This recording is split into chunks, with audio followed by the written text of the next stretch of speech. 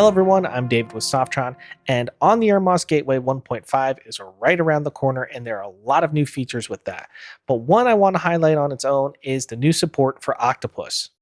Octopus coming to OnTheAir MOS Gateway means you can make a playlist right from your rundown. You can use this to make your own self-contained show that's going to play on its own, or you can use multiple OnTheAir videos all running the same playlist, and it can be used by your control room.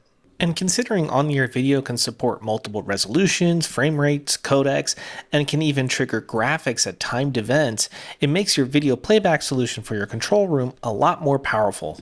The Octopus setup in OnTheAir MOS Gateway is really easy, and all the documentation is available on the website. Really, it was just a matter of getting the right port information, right MOS ID, and then you could get started.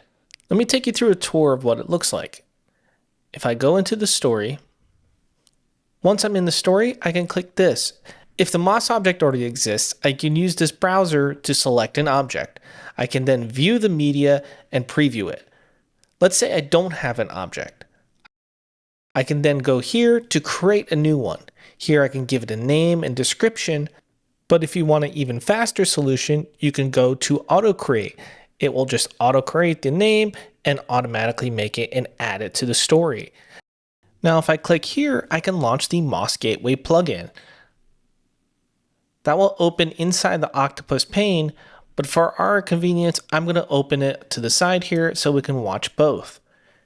You see, when I click on the MOS object, I get a lot of information, including the slug name and the media file name.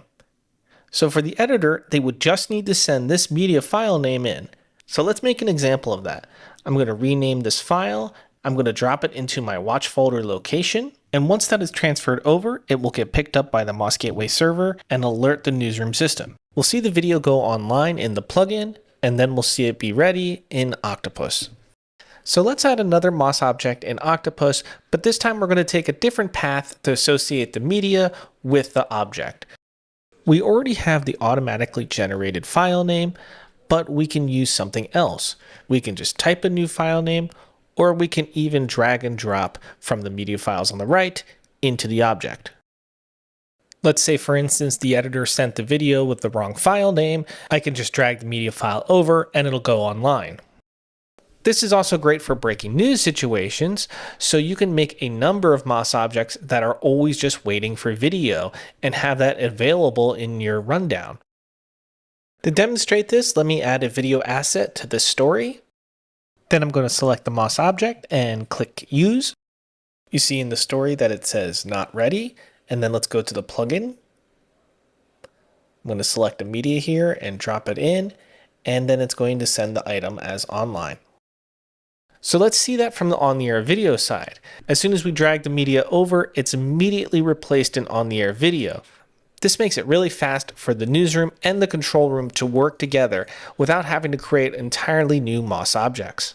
I really appreciate that Octopus actually has an application that runs on the Mac, so I didn't need to use Parallels, and I can easily test against our solution.